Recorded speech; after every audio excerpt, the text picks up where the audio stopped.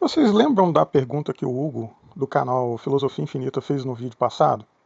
Aí a pergunta que eu te faço é, hoje, qual a grande motivação que as pessoas vão na igreja no Brasil?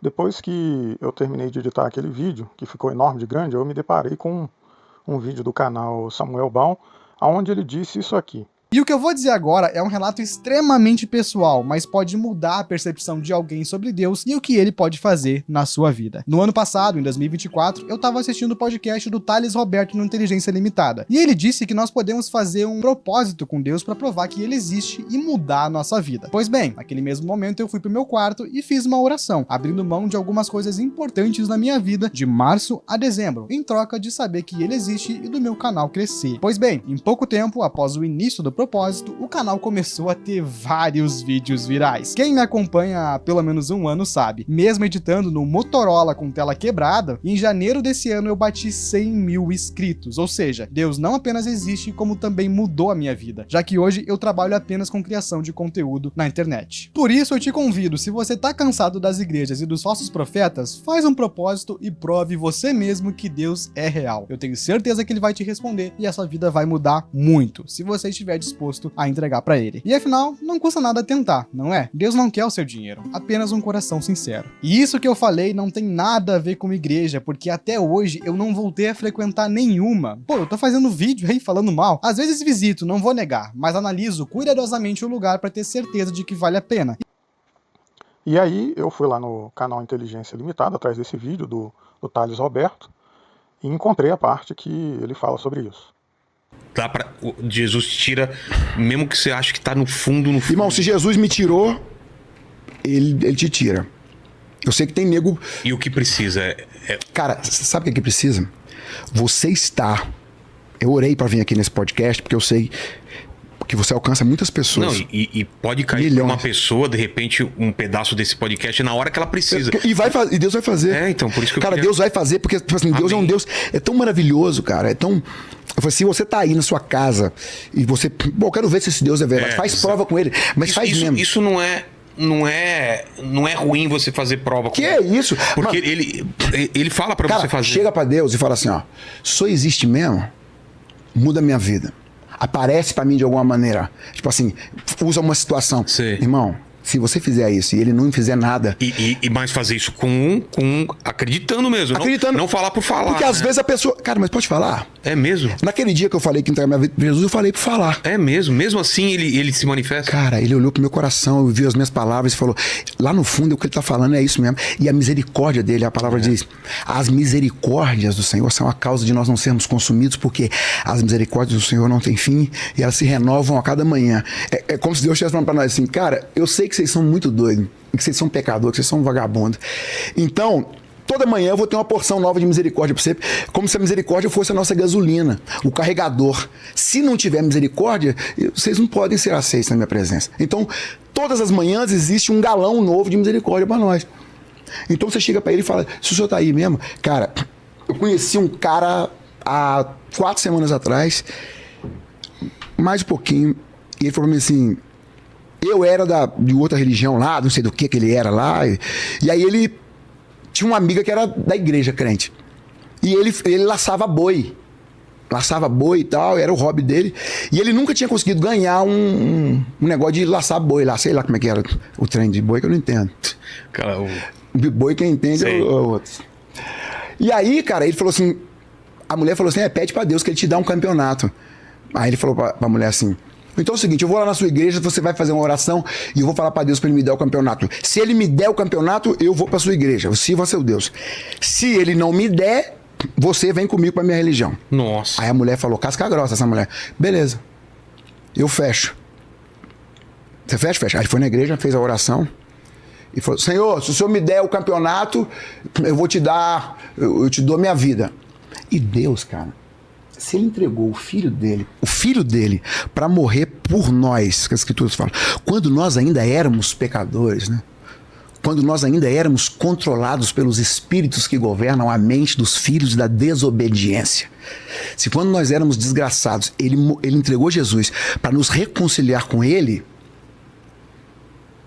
cara, eu não entrego meu filho para morrer por ninguém, nem se eu amar. O Todo-Poderoso entregou o filho dele para salvar. Você acha que dar um campeonatinho de boi para ele é alguma coisa? Nada, né? Sabe o que ele fez? Ele chegou nesse dia e ele fazia as rezas dele, da religião dele lá, que eu nem sei qual que é, não vem na minha cabeça aqui. Ele falou, nesse dia eu não fiz as rezas, não. Minha amiga foi comigo da igreja e ele falou assim, ó, eu vou jogar esse laço aqui de qualquer nota, irmão. Porque, tipo assim, o senhor vai ter que fazer. Jogou o laço, meu filho. Deus pôs o laço no lugar certo lá e tudo, ganhou. Aí a amiga falou, agora você vai ter que entregar a sua vida para Jesus, porque você falou e você viu que ele escuta, né? Você tá devendo. Entregou a vida para Jesus. Hoje o cara é cheio de Deus. Encontrei com ele lá nos Estados Unidos. Ele, a esposa, as filhas na mesa. O cara falando de Jesus. Cara, o cara tipo, não bebe, não fuma, não faz nada mais. O cara era muito doido. Cara, se você tá aí na sua casa, eu quero ver se esse Deus é real, se esse Jesus é real. Fala com ele, fala, Jesus, se o senhor estiver aí mesmo, se o senhor for isso aí que esse nego tá falando aí, talvez você não me conheça, e também nem é importante que você me conheça tanto, mas é muito importante que você conheça quem é e com quem a gente anda, né, Sam? Vou lhe dizer como é e com quem a gente anda. E eu vou te falar, é muito doido, Jesus. Eu já usei muita coisa, mas a chapação mais doida é o Espírito Santo, é Jesus. Pode usar o que você quiser. Quando ele entra no ser, irmão, você fala numa língua que só você entende. Você tá falando com alguém que não tá lá. Que é loucura maior do que a viagem da oração, que você tá orando, mas não tem ninguém lá, mas você acredita que ele tá lá pela fé, e você ora em línguas estranhas, deita no chão, começa a chorar, de cara limpa, você viaja, Deus te dá uma visão. Pô, tudo é pequeno perto dele.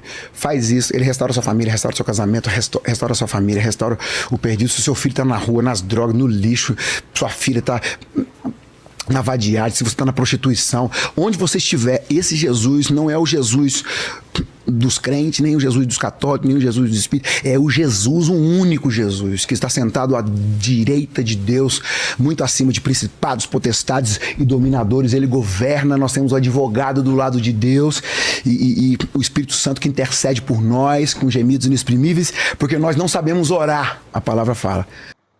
Agora me diga aí se isso aí que vocês ouviram não é aquilo que o Hugo falou.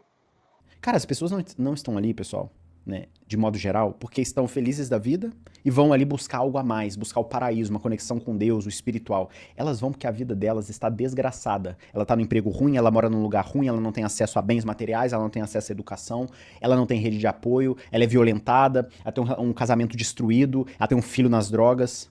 Essa é a realidade de quase toda igreja evangélica. Quase toda igreja evangélica. E eu falo isso porque eu vou em igreja evangélica desde que eu nasci. Portanto, o meu ponto é o seguinte, pessoal. A religião, de certa maneira, ela tá ligada a isso. As pessoas não vão na igreja procurando uma conexão com o divino, de um propósito para o pós-vida. Elas procuram amparo para suportar a vida aqui. O que fica latejando na minha cabeça depois disso são praticamente duas coisas. A primeira, imagine que nessa competição aí de peões boiadeiros exista outra obreira, digamos assim, dessa igreja aí, conversando a mesma coisa com o adversário desse sujeito. Aí o cara vai e fala a mesma coisa para Deus. O que é que Deus vai fazer? Ele vai ter que criar um universo paralelo. Um dos peões é campeão e no outro universo o outro peão. Percebe a confusão em que as pessoas colocam Deus? Se eu não me engano, na Bíblia tem uma passagem lá que tem um rei que, para decidir quem é a verdadeira mãe de um bebê, ele decide partir o bebê ao meio. E aí uma das mães diz, não, pode entregar para outra aí, mas deixa o bichinho inteiro, vai cortar nada não, tá doido? Né?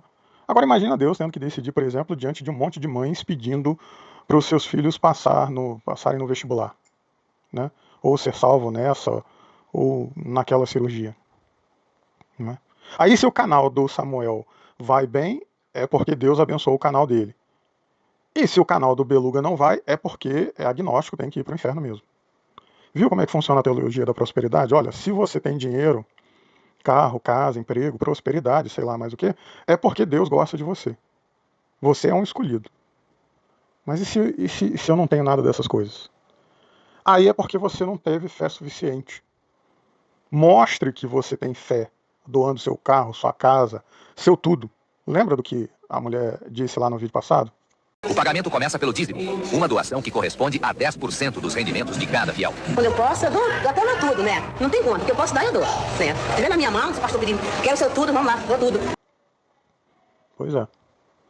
A segunda coisa que me vem à cabeça é o seguinte: você, de certa forma, você está barganhando com o Todo-Poderoso, não é não? Porque, e se ele não der o que você quer? Não vou dar um canal monetizado para você, Beluga. Isso é problema seu. Quando eu criei o mundo, nem internet não tinha. Você que se vira com esse negócio aí. Imagina aí. A pergunta que fica é aquela que o Hugo fez. Você ama Deus pelo que ele significa no sentido final, para além da vida, ou pelo que ele pode fazer pela sua vida material? Porque não foi Jesus quem disse, meu reino não é desse mundo? E se ele resolver não te atender, como é que fica? Ah, Beluga, mas não é na Bíblia que diz também qual é o pai que o filho pedindo, sei lá, um biscoito, ele dá uma pedra para ele? Ok, mas e se não tem biscoito para dar? E se ele não quiser dar biscoito para o filho? Porque eu falei lá no comentário do canal Filosofia Infinita que Jesus curou leprosos, fez cegos enxergarem, mas ele não fez isso com todos os cegos, com todos os leprosos que existiam. E eu pergunto, por quê? Jesus e Deus não são a mesma pessoa, eles podem fazer o que eles quiserem. Por que eles não curaram todos? Já pararam para se perguntar o significado disso? Então, talvez Deus não esteja aqui para ser seu garçom e servi-lo. De fato, talvez não seja essa a proposta. Quando eu procurei o Espiritismo, eu buscava respostas. Eu queria ver com os meus olhos algumas daquelas manifestações que eu ouvia falar lá do Chico Xavier, por exemplo. Ah, Beluga, mas você não sabia que a comunicação com os mortos é proibida na Bíblia e coisa e tal? Eu tinha ouvido falar sobre algo assim. Mas pense comigo, ainda que as manifestações fossem do tinhoso, significaria dizer que Deus também existe. Então, em última instância, haveria ali uma confirmação pelo reverso da medalha. Ah, Beluga, mas se Deus existe, ele não te deve explicações. É verdade, essa é uma forma de você pensar. E essa é uma das formas que eu enxergo a imagem da árvore da ciência do bem e do mal, aquela que ficava no meio. Aquela... A partir do momento que o homem tomou essa autoconsciência, apareceram essas perguntas estruturantes do mundo, né? Essa busca por sentido. Essas perguntas incômodas que, em certa medida, meio que colocam Deus no banco dos réus, como no paradoxo de Epicuro. Se Deus é capaz de evitar o mal, mas permite que ele existe, então não é totalmente benevolente. Se não pode evitar o mal, então é porque ele não é todo-poderoso. Ou se ele não está ciente do mal, então ele não é onisciente. Uma dessas três características aí vai ter que ficar de fora. É uma das formas de você pensar como seria a existência de Deus e ao mesmo tempo, essas coisas, esse monte de coisas ruins que a gente vê no homem e na natureza ao seu redor. Porque uma coisa, por exemplo, imagina Jesus sabendo, onisciente de todos esses caras que eu mostrei no compilado do vídeo passado, que ele de repente poderia ter dito, olha, sabe aquele negócio do dízimo aí? Então, eu vim aqui para dizer que esse negócio aí acabou. Né? Quem quiser pregar a palavra vai ter que fazer de graça e no seu tempo livre, sem nada receber ou pedir em troca de forma alguma. Será que nós teríamos as igrejas que nós temos hoje? Assim, de certa forma, eu acho que Jesus chegou a dizer isso. Né? Eu lembro que tem uma parábola lá que 2 dos seus apóstolos recolheram várias moedas lá em meio à multidão, e na hora que foram entregar para ele, ele falou, não, devolvam de quem vocês pegaram. E eles até diziam, não tem nem como devolver, a gente pegou de tanta gente diferente aqui, não sabemos nem de... Então, pega aí o mais fuleirinho que vocês encontrarem aí e dê para eles, porque não é isso que eu vim fazer aqui.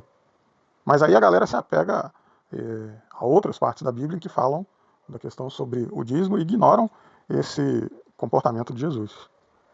Né? Eu lembro que quando eu chegava no sábado e pensava, hoje é dia de visitar o abrigo de idosos, aí vinha, né, aí vinha lá, como o pastor falou, o fogo que vem dos céus, né, temos uma meta aqui. Não, senhor. Por isso que eu falo que essa história de ser cristão é difícil para um cacete. Eu tava cansado que só a porra e pensava, vou ter que almoçar, tomar banho, pegar o ônibus para encontrar o pessoal lá. Putz, aonde que eu tava com a cabeça quando resolvi fazer isso? Será que os pastores que você viu no vídeo passado, trabalhando a semana inteira, iriam usar seu final de semana para pegar a palavra de Deus por amor ao próximo? Deixa sua resposta aí nos comentários. E aqui a salvação só vem de um jeito. Qual, Beluga? Dando like e se inscrevendo no canal. Quem não se inscreve já está condenado às labaredas do tinhoso. Então eu, se fosse você, já clicava logo aí nesse like e se inscrevia se ainda não for inscrito. Te vejo no futuro. Valeu, fui, tchau.